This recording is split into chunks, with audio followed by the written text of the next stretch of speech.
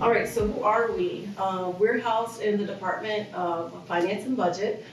We have a total of 5 staff. I lead the procurement team. There's also a procurement division chief, a procurement manager, which is Kelsey you've met, and 2 procurement specialists that currently serve on the procurement team. The procurement team handles procurement and contracts. So if you are an active vendor and you have a contract with us, you're coming to procurement. If you have questions related to your contracts, and if you're a new vendor and you're trying to bid, you're going to come to procurement with questions on new bids as well. We have 2 main organizational goals right now in the procurement department. It's to institutionalize systems and processes to streamline the procurement process, and it's to strengthen our engagement with local businesses. How many of you guys want to earn some money with Calvert County Government? Raise your hand, right? That's why you're here, right? To get some more business. I always like to talk about the numbers. There's a lot of money in government contracting. I mean, we all know that. So these are the numbers, right? These are our numbers from FY26. In contracted services alone, it was $25 million. In the capital budget, that's like our infrastructure projects, $30 million. There's a lot of money here, and I want to make sure that you guys know that there's money here. You know how to access that money, you know where to go and bid on these contracts, and that you prepare your businesses to do so. We have 2 different areas where we contract services. It's kind of important to understand a little bit how the budget works. We go through these budget cycles every year. We have an operating budget, we have a capital budget. Many of you here are probably going to be working along the capital budget side. You, sir, may be working more on the operating side. You may be working more on the capital side. But our operating budget is essentially all of those general goods and services that we buy to keep the county running. And then the capital side, again, it's like those big infrastructure projects, those construction projects. That's where most of that money is coming from. So when you're going out to market and trying to see, oh, where do I fit in? It's good to know how much money is in each different bucket. Okay. Procurement categories. So you may not see your company category listed here, so I'm sure some of this is going to come up in Q&A. I know one aligned category is not here, but one aligned may have business here in the county. So I would like to have a discussion about that if you don't see your category. These are the main categories that we work under. So you'll see a lot of RFPs and ITBs, right? A request for proposal, an invitation to bid around capital projects, construction projects, all the public works, professional services from financial to human resources, maintenance and facilities management, fleet and vehicles. You can imagine all that it takes to keep the county running. All the commercial goods, office supplies, all the supplies, you name it. Even like some of our instructors, I was looking the other day with Leanne at some of our instructor contracts for yoga and all the stuff we do in Parks and Rec. Technology and information systems is a big one. If that's something you're interested in, let's talk about how that works here. Because in the county, it's a little bit different than what I've seen in the federal government, which is also where I came from. Public safety and emergency services is also a huge category where we do a lot of procurements. All right, the procurement life cycle. This is really important. I find that sometimes businesses don't understand what procurement is and exactly where you fit in that life cycle. So this slide for me is probably one of the most important ones of the presentation.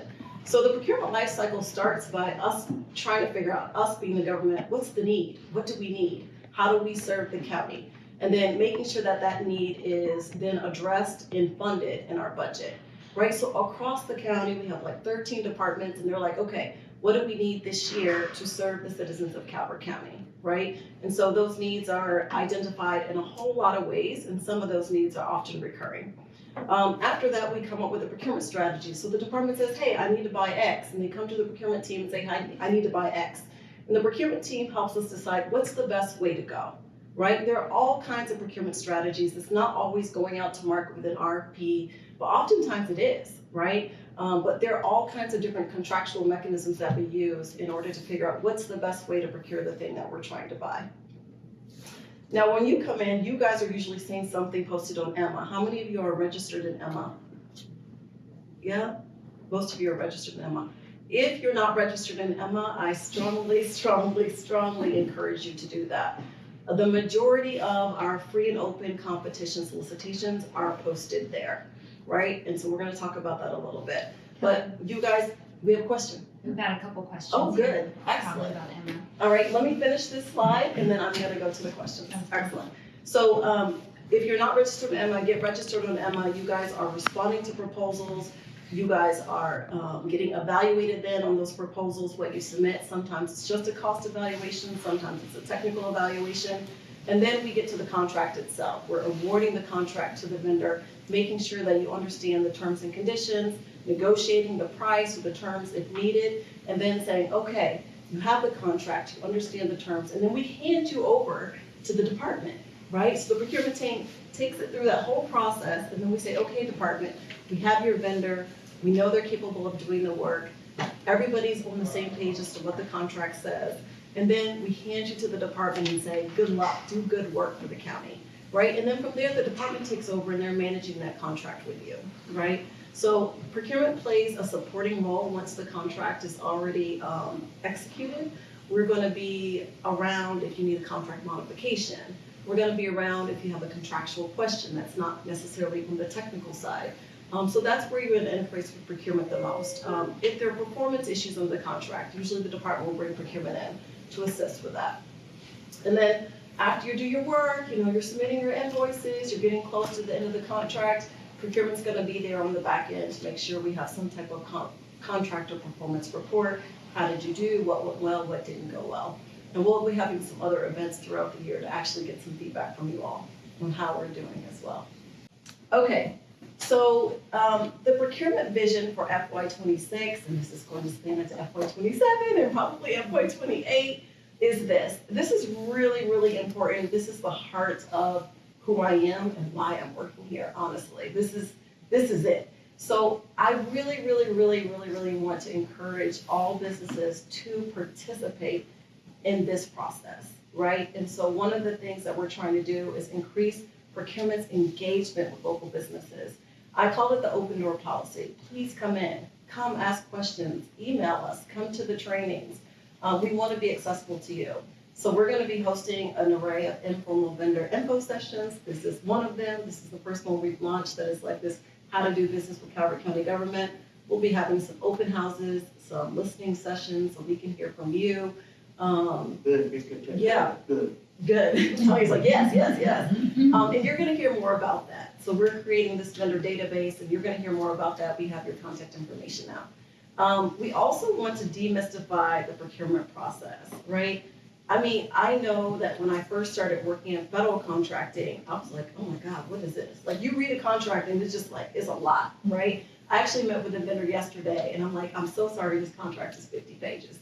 But we need to go through it, I need to make sure you understand it. But what we're trying to do in procurement is to teach you and give you enough information so if you do want a contract, you're successful in the implementation of that contract, right? We're not your business development people, we're not here, economic development does that, but we want to make sure you understand what you're bidding on and what the expectation is and that you're set up for success. And so we're trying to break that procurement process down so that when you see that solicitation hit email and marketplace, you don't give up when you just open the document at 60 pages.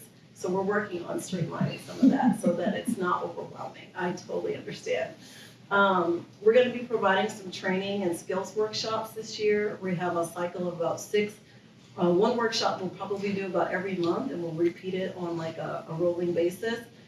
So right now it's called Proposal Preparation for Calvert County Government. We might spiff up the name, but essentially how do you prepare a proposal for Calvert County, right? What is the first step? How do you ready your business? How do you read the solicitation? How do you prepare a cost proposal? How do you read the instructions of the solicitation so that you can fully respond and get as many points as possible with the evaluators that are looking at your proposal? So we're going to break this down in layman's terms, just like I'm speaking now, to make sure that when you get that document, even if it's 30 pages, you're going to be like, wait a minute, Kelly talked about this section, I know exactly what I'm looking at. So we're going to be doing that this year, and I can't wait. I'm very excited about these workshops. The last thing I wanted to share is building a robust vendor database. One of the challenges I think that we have in procurement right now, especially for me because I'm new, is I just don't know all the businesses yet. Economic development has been helping me. I'm like, well, who are they? Where are they? Where are the big ones? Where are the small ones? And just really understanding that. So I've been going out in the community, trying to meet with Calvert County Chamber of Commerce. I mean, and so all these people y'all see on the screen, many of them are helping me to try to understand what is the business footprint here in Calvert County. As I have that understanding, I'll have a better idea of how to reach all of you, right? And so I'm creating a vendor database so I understand who are the new businesses, where are the opportunities to create like an entry point, right? And what are the barriers for all of you to actually bidding on contracts? So we're getting there slowly but surely. The vendor database, we're pulling obviously some of the vendors that we have on file, people with active contracts, but I'm super duper interested in the new businesses. I want to create even a more competitive environment for bidding. So new vendors really make me excited. Okay. Okay, this is your screen, this is it. And there's more to come for the training, but how do you learn about opportunities with Calvert County Government? E-Maryland Marketplace, the link is there. All of our bids that will be bid free and open, and they're not all free and open, so I like to say that. But if they're bid free and open and the total value of that contract is over $30,000, it will be on Emma, okay? You can find online all of the solicitations, like on the Calvert County Government website. You go to Finance and Budget and Procurement and then bid results. You'll see the types of bids that we've been putting out on Emma and the results of those bids. So we put it on our website, but Emma is really, if you're looking for those high value contracts, that's one of the first places to start. We advertise for these also in the Voice and the Southern Maryland News. I swear I've never seen these papers in Calvert County, but they exist. I know you locals know exactly what they are. So if you're looking for solicitations, those that are over $30,000 are also posted. Or like there's a legal notice essentially put in the paper for those solicitations. You can check the Calvert County Government Facebook page. We'll often ask them to cross-post new opportunities. And you can get on our vendor list. Well, you'll have an opportunity to do that today. Okay. Now, go ahead.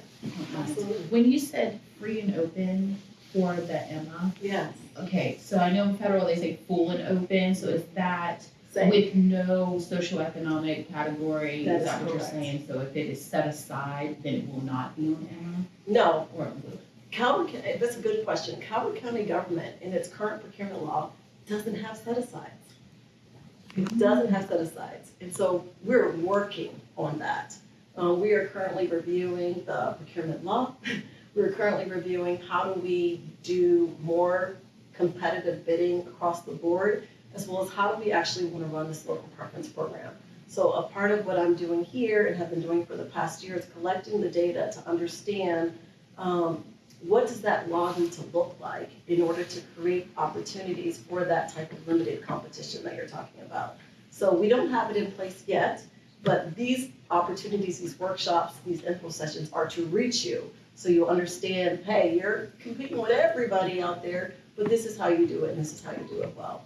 So, yeah. In process, because I do know it's a need and it's on my list of things to look at when we revise the procurement law. Yeah. I will say that all the bids that are under 30,000, I don't want to call them micro purchases because it's not necessarily a micro purchase, but for bids under 30,000, this is the trick here. And I like to tell you the trick because this is the way it works here. Get on the vendor database. Because right now, if the value of the service is under 30,000, we have to collect 3 quotes, right? And not for everything, but like about 3 quotes. This is usually what we're trying to collect. And usually those quotes are collected from companies that we already know, right? This is not a secret, right? And so now I'm like, get on the list. Let's get quotes from other companies that also want to do this work. Some of the bids that are under $30,000 also go in Emma, but not all of them, right? And the rhyme and reason behind that really is right now up to the departments, right? Procurement plays somewhat of a role, but it really depends on like if we feel like there's a service out there where it would behoove us, it would benefit us to actually do competition on Emma, we'll do that. If it's a service that we haven't procured in a while, we might put it on Emma. We're also welcome. We're also happy to send like courtesy emails. We're like, hey, courtesy email vendor, you're on our list. This is a service that you might be interested in bidding on. And so procurement team will send out those courtesy emails so that you know that that bid is out there. Okay. Any questions about this slide? Let me pause here. No? None online? And I'm sorry for those online that you see my back. I think the camera's in the wrong spot. We'll work on that. Okay. Welcome, I'm Kelly. Nice to meet you. Oh my gosh, that's the end. Okay, so it's so simple, right? Super quick. This is an overview. Like I said, more to come. We're still developing materials, listening from the community, what it is that you all need from us. But I'd like to open it up for some general Q&A. I mean, the procurement team is here to serve you, to answer your questions.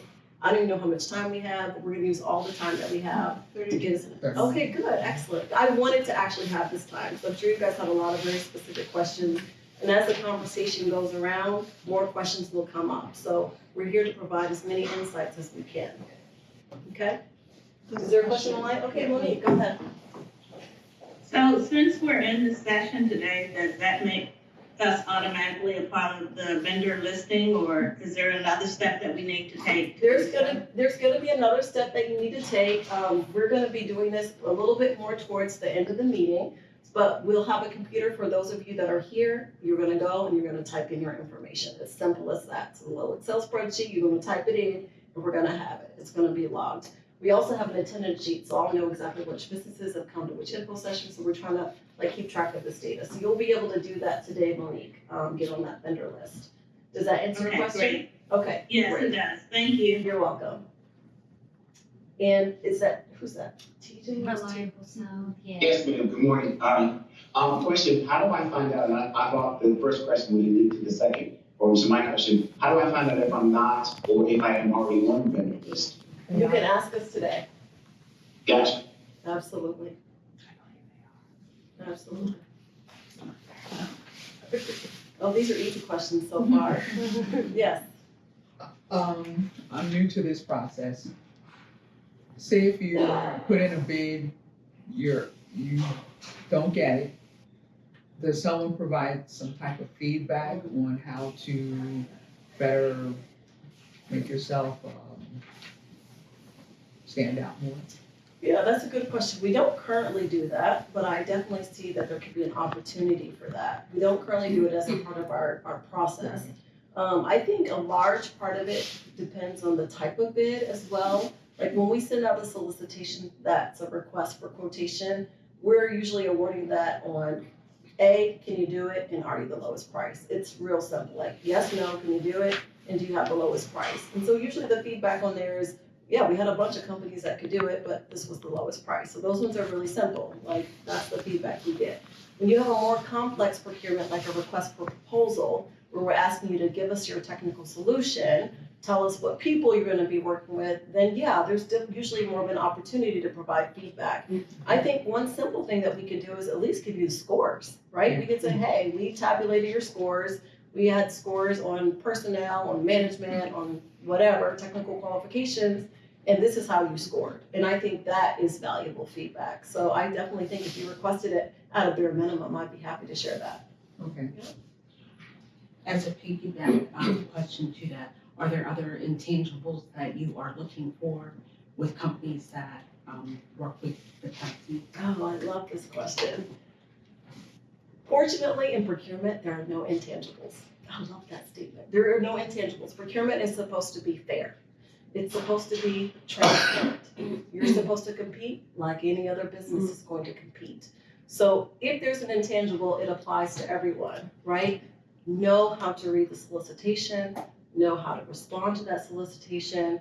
If they give you some idea of like how the scoring is going to be, like if personnel is like really important and technical is really important, then you need to really focus in on that. So I think some of these are just skills that you need to learn so that when you're going out to market, you're like really understand that you're competing against everyone and how to like put the important things first when you're submitting your bid. I say another intangible, which is really important, is performance. Ooh, it's performance, y'all. Once you get the contract, you've got to perform. This year alone, I have definitely seen some terminations of some contracts, and it breaks my heart. I mean, listen, if you do a good job, you do a good job. But it breaks my heart because I'm like, I know this contract is important to this company, but you have to perform. That's right. You have to deliver, right? If you don't deliver, it doesn't matter about the relationship. It doesn't matter really about a whole lot. We need you to deliver. We need you not to break any rules, right? Like, it's simple. So I think that's really important because good performance leads to more work. right? So that's really important. Yeah. Maybe to clean on the intangibles in contracting and procurement, you wanna maybe share like what that means, like intangibles, it's a very specific. No, you want to describe Yeah. it? Well, not being new to contracting, I'll give an example. I bid on a contract in Baltimore. I was the only company 4 rounds. The same, I brought on other specialists for this contract, but still yet, because I wasn't quite known, ultimately it was decided that we're gonna recompete it and put it back out there to bid again. So my intangibles are like relationship building, knowing, there may be software, there may be certifications, those are the kind of intangibles that I was referencing. Okay, so, Yeah, and sometimes, right, it's like some of those value add that might not be as explicit. So, we can get to a big conversation here, but right, like reputation can sometimes be a thing, right? I think for some of us, you might hear like the term big 4 accounting firms, right? Like that comes with a something. You still have to do the competition, but there's an intangible there. So sometimes in contracting, there are those things. I'm not sure, sometimes a smaller, more local might have them more than others, so that might be why you ran into it. But as Kelly said, that's, things like performance, but those things aren't very explicit. We're looking for your past performance. We want to understand that. yeah. Thank you for bringing that up, though. Sorry for those. Yeah, and I think those barriers to entry, right, are real. And so that's the type of feedback that we're trying to collect in procurement. Like our whole local preference program is focused right now on how do we break down those barriers to entry. So if it's getting to know, like we're gonna be doing like business spotlights, right? So we wanna connect you with the department and say, okay, department, what is it that you need? Business, what is it that you provide? So that's a part of our work plan. So I think that some of those intangibles that you feel like you can't overcome in order to win a contract, bring it to procurement. That helps us inform what our local preference work plan looks like. I will say, and because I've just been doing procurement for a long time, right now we're being very mindful, especially this new procurement team, that what we put out to market is evaluated fairly. Like we're being very careful with our evaluation criteria. We're being very careful what documentation we ask of you, because we want to make sure that when it's all said and done, when you ask for feedback, it really lines up to what we ask for. It can't be like, well, I didn't know that company, and so that's why I didn't award. That doesn't work in procurement. I mean, it may work because of other things, but it doesn't work in the way the procurement evaluation process is. And so that's really my commitment to you. Like, I really want to run a tight ship here to make sure that you know what it is that we want to buy and what you need to present to us in order to compete in that market. And again, getting the feedback is important. If you don't win, then you may want to know why, and you should reach back out to procurement to get that. Yeah, absolutely. Kelly, we have a couple questions online. Dawn Tucker's had her hand up for a little bit. Okay, Dawn, go ahead. Thank you. So as you said, Kelly, data is important, and online you guys have some of the past awards or the, I guess what you would call the open bid listings, and then sometimes you post the information on the pricing and or whatever information you can post.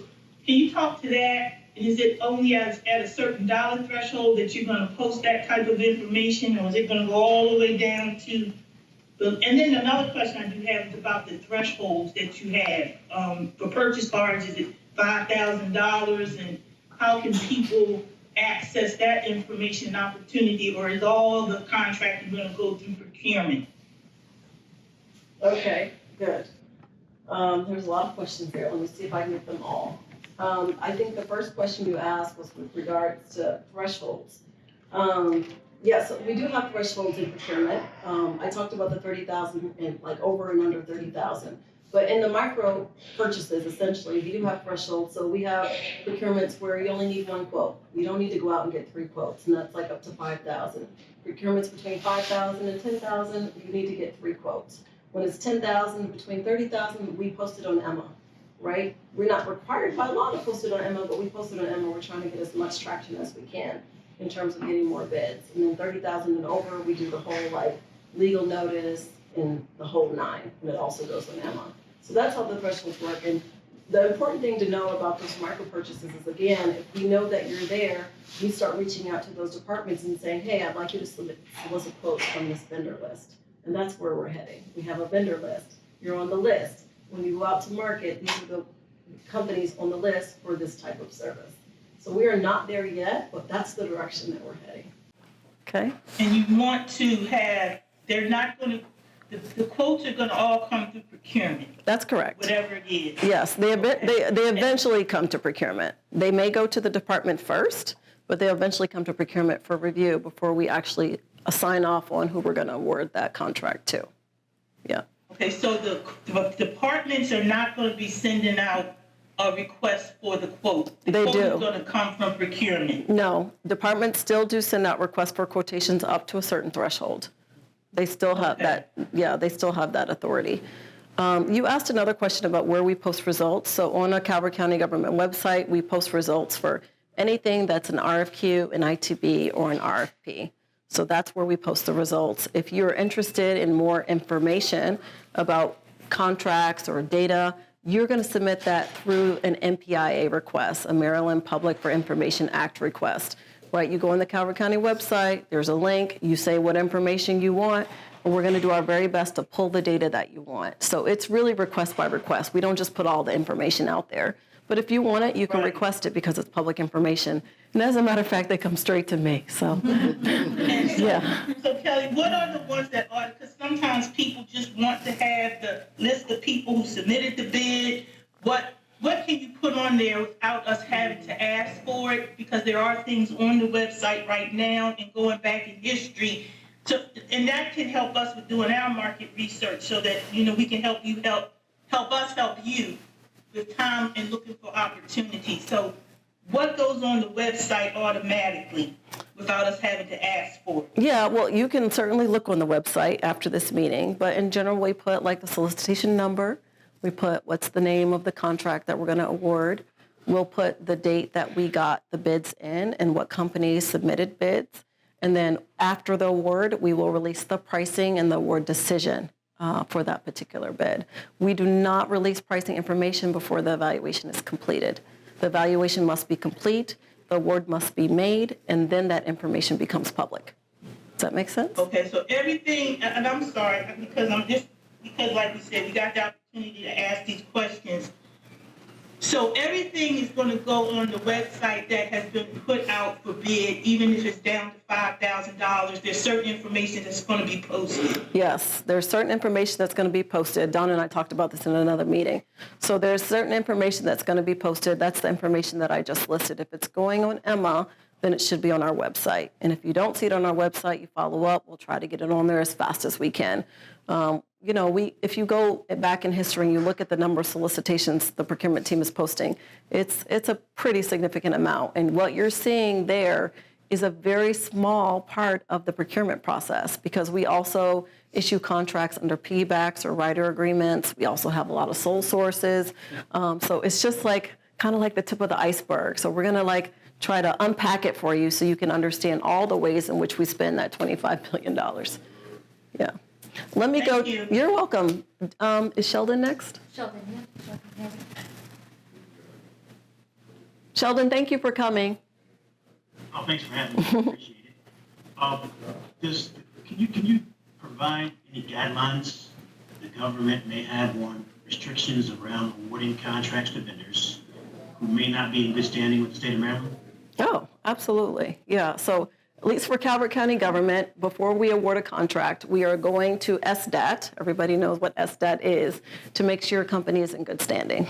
It's standard. We're going to do that across the board. And if your company is not in good standing, it's highly likely you will not get an award. And we will tell you you've been eliminated because you're not in good standing. We will give companies the opportunity to get in good standing. So if we run the search, you're not in good standing, we will reach out to you, especially if you're in the top tier, first 1 or 2, we're you're not in good standing. Is this something that you can remedy? before we get to contract award. And we'll give you a time period in which to remedy that. And then once that time period is over, we will rerun the SDAT and see if it's there or you send some other type of confirmation that that's happened. So we like to do that, but I think keeping your stuff in good standing is really important for competing and for your business, of course. Yeah, so yeah, good question. Thanks, Sheldon. And then we have one more question from Tanya. All right, Tanya, go ahead. Good morning, everyone, and thank you so much for allowing us to be here today. I am a Calvert County girl, was born and raised. I went to the old Calvert High School. 3 of my daughters graduated from through Calvert, but I am not a Calvert County resident at this time. However, I do a lot of business there. Can you hear me? Yes, we can. Mm-hmm. Oh, okay, I heard somebody in the background. I didn't think they could hear me. Yeah. So I do a lot of business there in Calvert. I'm actually on the board of Love and Care with Mrs. Bruce, and that's actually how I found out about this today. So how does that affect me with not being a resident at this time? Because I'm looking to come back because I need to purchase a home. Can I purchase a home in Howard County? Okay. You and me both. I just want to make sure that that doesn't affect me because I'm not a resident. Yeah, good question. So like I said, right now we're building out this local preference program. If you've ever gone on our website, we have some information about what the current local preference policy is. Okay. That local preference policy really is only a leg up on cost, right? Like if you look at it, it's just giving you a little bit of an extra benefit if your cost is a little bit over another business that's not Calvert County owned. Based on the data that we've pulled, that preference policy actually hasn't yet served the businesses in Calvert County. It may one day, but it isn't yet. And so that's why we had to identify what are the actual barriers to entry. If it's not on cost, it must be something else. So that's why we've decided to implement this work plan, because that policy didn't really give us the results that we hoped to get. And so right now, based on our current procurement law, we don't have a local preference policy outside of what you see on the website on cost. And so we are putting this initiative together and updating our procurement law to figure out how do we limit competition to local businesses, right? We've got to write it down. We've got to regulate it, right? And once it's regulated, then this is where this thing really starts to take off, right? And so right now we're like collecting information, like how big are the businesses, what businesses are out there, at what thresholds should we do local preference, and trying to put some criteria around when does that make sense. So right now, you're essentially competing because we know you and you're on the vendor list and you get the request for quotation, or you're competing full and open, right? You're going on Emma, you have your NAIC, and that shows up when we blast it out and you get the notification. So that's how it works right now. So I'd like to say, like I said, more to come. This year, the rest of this year and into next year, we really are about prepping you to be ready, right? So as we work on updating the law, understanding what the barriers to entry are, we want to make sure then you're ready. So then we can start really seeing that data pull towards Calvert County businesses. If you're not a Calvert County business, once that procurement policy or preference policy is updated, then you wouldn't have a leg up, right? We're trying to reach Calvert County businesses. That's the whole point. I actually did this presentation a couple of months ago, and there were a lot of businesses from other counties. And I was like happy because everybody needs this information regardless of what county you're trying to get bids from. But we really are trying to target Calvert County businesses. There will be the opportunity for many businesses of every county and every state to compete. That's not a problem. But where we can benefit the county, we're going to head in that direction. That's the goal. Yeah, because community builds community, essentially. Yeah. Yes, sure. Thanks for coming.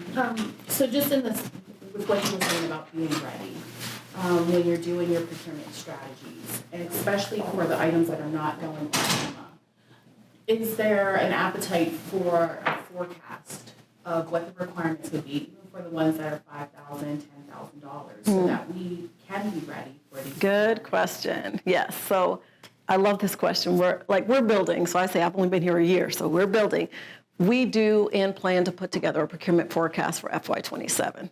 I mean, we need one. We want to get it out there. We're going to give you a snapshot of the budget. We're going to give you some details as to what type of goods and services we buy under those lines.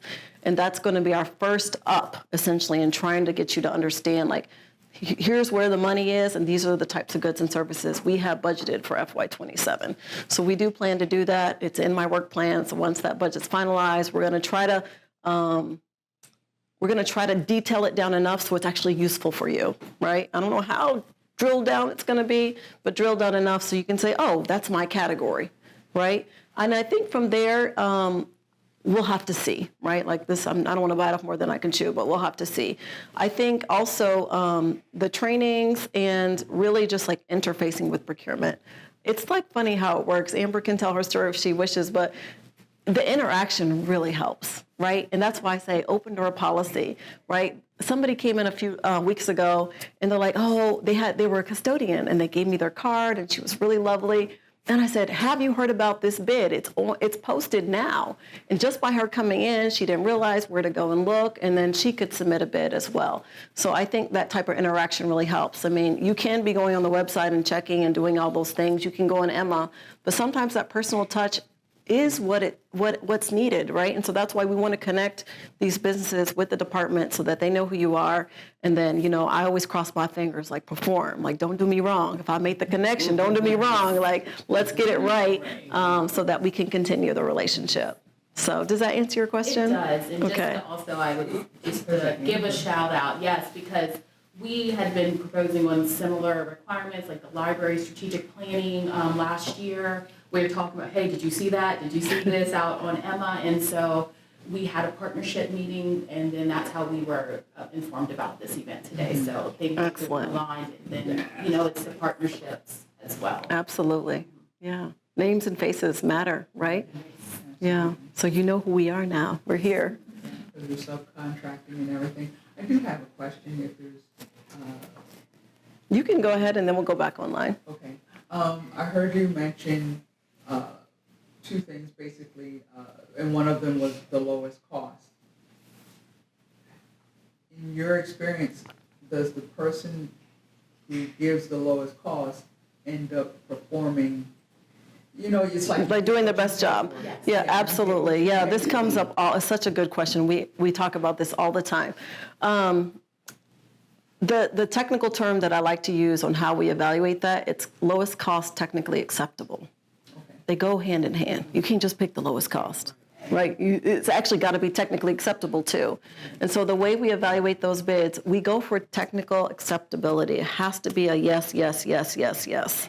If you meet all the technical criteria and you're the lowest cost, then you'll be awarded. But if you don't meet the technical capabilities for doing that work, even if you're the lowest cost, you don't get the contract. And we have been setting up new evaluation tools to make that very clear that that's what we're doing. I will say that when I started here with the county, some of the feedback that I was getting from the departments is like, we don't want to always award to the lowest cost. And I was like, good, you shouldn't always award to the lowest cost. And so that was actually coming back even internally within the government as a concern. And so I had to make it very clear, like, we don't award just on cost. Okay. Absolutely not. Yes. Yeah. Thank you. I was approached by Worcester, their DSS, Department of Social Services, and they were excited. And I was in the mid-range of their budget, and then found out that somebody, because you never know what other people are bidding, came in half, because I'm like, I gotta keep in mind of all the things, all my fairness, right? All the things, and I'm like, I can get you CPUs and all these things that would be helpful for your staff, and yeah, they wanted me, but the director went with the person the lowest. Yeah. I don't know how that turned out, but. Yeah, and in evaluations, when, because like I said, RFQs are pretty straightforward. We're usually doing RFQs for like commercial services and commercial items. Like, you buy an apple, it's an apple. You got me an apple, it's $2 or $1. I want the $1 apple because it's an apple, right? So those ones are usually what we're using for lowest cost, technically acceptable. When you get into services that you have to evaluate and understand, like the technical solution and expertise, we call it trade-off. This is a new term that I It's not new to anybody who works in federal government at all, but it's a new term here in the county. And so we do trade off in our evaluations. We need to understand the technical score, and then we need to trade that off with what the cost is. It's kind of like you think about, when you're going and shop for a car, you can get all the bells and whistles, but you're going to pay for all the bells and whistles. So you take one of the bells off, you pay a little less, and you're like, I'll take that one instead, right? And so those trade-offs matter, and we're starting to teach the departments how to do that in evaluation, because that's really important. You still have to have something that's technically viable, something that works, somebody that can actually do the job, but you don't have to get the creme de la creme, right? And so those trade-offs are happening now through the evaluation process. But this is something new that we've introduced to the county, and I hope that we start seeing some fruits from our labor. Yeah. Yeah, of course. Dawn, is she next? Yeah. Okay, Dawn, go ahead. Thank you. So the question I have is regarding relationships, and I think Jennifer kind of alluded to a relationship with the Department of Social Services. And you had mentioned, I think someone had mentioned about yoga instructors. So there are different offices throughout the county that may need the different services that we provide. Training is a pretty low-hanging fruit, for example. So do you recommend that we just look at the website for who is in charge of that particular office and maybe set up meetings with them to and let's even talk about that capability briefings. Yeah, I think it depends on how well you know government. Sometimes it's very hard. Maybe Amber can speak to this, like, who do I talk to get to know how this works, right? So procurement has opened our doors to make sure, like, we can be a conduit for that conversation, right? We may say, hey, what you're asking for, you need to go to economic development first. Or we'll say, oh no, what you're asking for, I can connect you with this person. We're happy to serve that role. If you know the government well, or you know people within government, then you can go direct. I mean, this is a public service, right? So I always encourage you, if you know where you want to go and who you want to talk to. But usually if it's around procurement and getting government contracts, they're always going to redirect you back to procurement. I mean, right? Because we're the ones that issue the contracts. And, departments don't want to say too much, right? If we're working on a live bid, they actually can't say very much. And so procurement knows where to find that balance. So it's usually coming through procurement first. If you really just kind of want an introduction, like I said, we can help make those introductions. We had a snow and ice vendor that came a little bit late in the snow season. He's like, hey, I want to know how it works here in Calvert County. And so I was able to introduce him to the person that's managing our snow and ice operations in the Department of Public Works, right? The connection, like, I can help you find the right people. So as a best practice, it's best to, because you're trying to get the information and help people to navigate, as you're saying, and this is I really appreciate this information. So to navigate, the best place to start would be with procurement, even if the office is going to be issuing a RFQ or something, but the best place is to start with procurement to help with navigating and setting up meetings, if you will, if that makes sense. We're not trying to have you be our business development, but we're just trying to see what makes it more efficient for everybody. Yeah, I can't say it's the best place. I can't put that weight on it, because procurement does something very specific, right? So if you want to know about how to get government contracts, you want to know about active contracts, I think, procurement is a place to start, right? If you need to know something else, we may direct you somewhere else, or you may go directly to economic development, right? Absolutely. We have the people on staff that will be able to help you weed through who it may be that you need to Exactly. talk to. And we also have our outsourced partners that we can connect with to make sure that you get to the right place. So if it's something that is not specifically procurement related, I would say then start with economic development, and we can help guide you through that. Yeah. We're not a one-stop shop, right? For the best practice, I appreciate that, because we're trying to get the best practices. I'm the type of person, we're all very busy, and I know you guys are too. But as business owners, and this is part of feedback, we're trying to set up processes and procedures the same way you're setting them up, because we're very busy. And schedules is always helpful to know when there's going to be a training session. If it can be put out as early as possible, that we can get it out. It helps, and that's just part of the feedback. And I really appreciate the opportunity that we can provide you with the feedback as the business owners in the community, so to help us help you. Great. Thanks again. Thank you. So we're almost at time. I just wanted to thank you all for coming. sincerely. I'm just so happy to see you all. We'll be doing this every month, right? Like, we're here, doors are open. You'll hear about more events and workshops, on our website, through social media, because you're on our vendor list, all of those things. So just be on the lookout for those. I wanted to ask 2 people in the room if you can just tell me what was the most beneficial thing you learned.